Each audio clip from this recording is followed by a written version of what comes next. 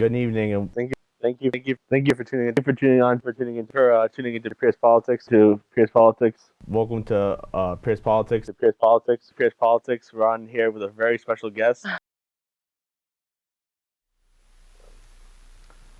What if Donald Trump was the president of the United States? 18 months ago, people would laugh. Today, we're here to talk about it on Pierce Politics. We're here with Alex Powell. How you doing? Political science major. Good. How are you today? I'm good. And today you can say this is a real possibility that Donald Trump may be elected. We're just 6-7 days away now from the election. We are 1 week from today, right, from the national election, where we're going to elect Donald Trump, Hillary Clinton, or no one, possibly. And what it's coming down to now in this final stretch is what you've seen is the emails. They're back in the middle of, the mainstream news. They're dominating the news cycle now, I'd say. And they're driving the poll numbers, which if you asked us this question 2 weeks ago, we probably would have said it's Hillary Clinton's race to take because she was ahead in the polls. Trump was messing up. Today, the polls are tightening, and we're here to discuss what a potential Donald Trump presidency would look like.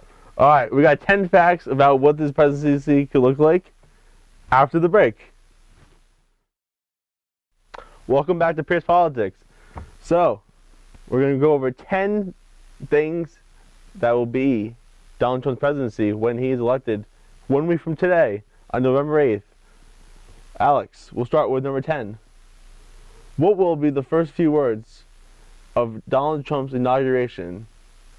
Well, it's definitely an interesting question to discuss. And I think you're going to see some sort of thank you. A guy with that big of an ego, with that many people cheering for him, he's going to be a little overwhelmed for himself, but he's definitely going to be pretty happy about it. And then I think you're definitely going to hear his tagline. We're going to make America great again. I think it's going to be the first few lines. I think it's going to be the beginning of his speech. He's going to get up there. We're going to be there covering it with Politics with You. Absolutely. We're going to have live coverage. And his first few words are going to be, we are going to make America great again, as he says always. Yeah, I don't think it's going to change. I can't argue with that at all because it's been the consistent message from the start to the finish of the campaign. And build the wall. And Mexico's going to pay for it. Will he bring up the wall, do you think? I don't know if he's going to have the guts, dude. He is going to be overlooking some major things. Well, this actually brings us to number 9 of the things we wanted to discuss, which is, what do you think the first 100 days of Donald Trump presidency would look like? What's going to be the number 1 agenda? Will it be building the wall? I think the beginning of Donald Trump's presidency, he's going to learn very quickly that what he thought being president of the United States was and what it really is completely different. And I think he's going to learn. Well, I think he's going to go back to the same ways because he's not going to change. I mean, he's a billionaire. He's going to start picking these random crazy people to be in charge of these different cabinet positions. He's going to pick Rudy Giuliani to be the Attorney General, and his rhetoric of only going to attack Hillary Clinton. And he's going to, hire people like, Chris Christie, maybe running a special prosecution or something like that. So, what do you think? Well, I think, he's going to go after his main talking points throughout the campaign, which have been to make America safe. And I think he's going to elect people, you're right, like Rudy Giuliani, who has been, for kind of these strict policing measures in New York. That's going to be his focus because he wants to make America safe again by empowering the police. In addition to this, I think you could see someone like Chris Christie actually becoming Attorney General so that he can use his prosecuting skills again. And it'll be interesting, though, to see kind of what he's going to try to do. And I think it might be rounding up immigrants, repealing Obamacare. I'm sure that's something that he's talked about a lot throughout the campaign and that he has overwhelming support from the Republicans who also want to do so. So it'll be interesting to tell. And I don't think anyone can know. But number 8. I'm sorry, I'm just getting updates right now. What is going on right now? We have Donald Trump in a virtual tie, if not beating Hillary Clinton right now, according to a new CNN poll. Well, it isn't shocking news because this is something that's been happening now for, he's been closing the gap. And he's been closing it in states electorally like Pennsylvania, Missouri, Ohio he's been winning in, and Florida's kind of the major swing state of this race. But if he can start to move Pennsylvania, which has been blue most recently, but is moving back towards the red, and then fend off Clinton's attack on some typical Republican states like Colorado and Illinois, you might be able to see a shift. Yeah, we just got that word from upstairs. So I mean that is some devastating news. And he is virtually in a toss-up now with Ohio, Pennsylvania, and Florida, which were all Democratic states. Just moments ago. Right. So that's the crazy thing. So number 8, will Donald Trump sue the woman that he claims he will after the election? This is interesting because there's actually a couple lawsuits out there that have been filed against Donald Trump himself. So it'll be interesting to see if he's elected. I think you can look at his first 100 days of presidency be kind of being marked in some sort of scandal. But moving on, I think that might be something that's going to happen for both candidates. Both are involved in legal proceedings. Hillary Clinton, more so with her emails, is the one that's gained national attention due to its involvement with the FBI. But Donald Trump has some sexual assault allegations against him right now, a rape charge for a 12-year-old girl at the time. So these are all things that you're going to have to, take into account that are actually unprecedented in presidential politics. Yeah. We're going to take a quick break. Back with the last 6. And one of them will surprise you. Will Donald Trump prosecute Hillary Clinton, or will he pardon her? Stay tuned. We'll be back with Pierce Politics in a moment.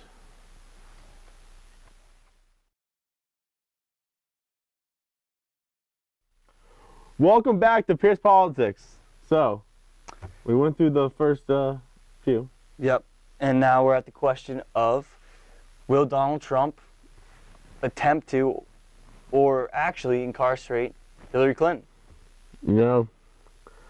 I ponder with this question every day, and I wonder, will Donald Trump make it a special attorney general, or... I think at the end of the day, Donald Trump is going to prosecute Hillary Clinton, but I think at the end of the day, he's also going to pardon her. Because I think he's going to look deep down inside in his heart and realize... Well, now you're assuming he has a heart. That it is more... I know, and that is crazy to say. I think that he's going to realize that this is not about winning and losing. It is not about getting these little snippets of fame or fortune. It is about being president of the United States. It is about being the commander-in-chief of the greatest country in the entire world. And when he sees Hillary Clinton is convicted by him in this whole scheme, he's going to look back and think to history class, sociology class. Well, he's going to look at his daughters, he's going to look at his sons, and realize that he doesn't want a country where political elitists and people who become president of the United States get to just prosecute people. I think he's gonna have a change. I'm really glad you bring that up because, interestingly enough, today in political science classes, of course, I was learning about Venezuela and the current predicament that they have. Where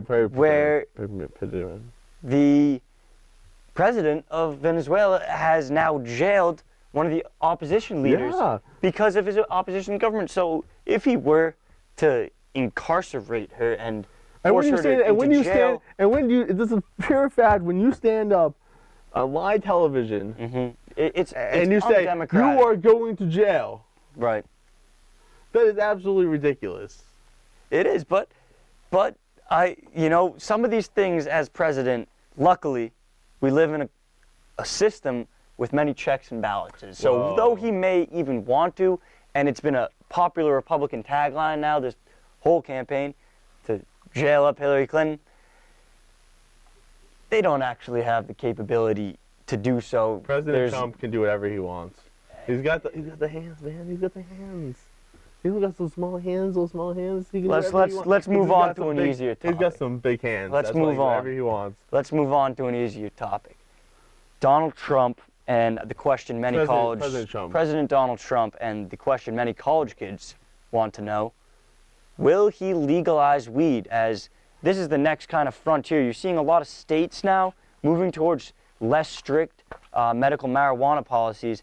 What do you think Donald Trump's stance on this issue is going to be? You know, he's advocated that he has never used drugs. He doesn't even drink. You have a really good point, Vinny. Today, actually, in the cafeteria, I saw that the community assistants for the school were doing like a type of thing, political opinion type poll with beans and stuff.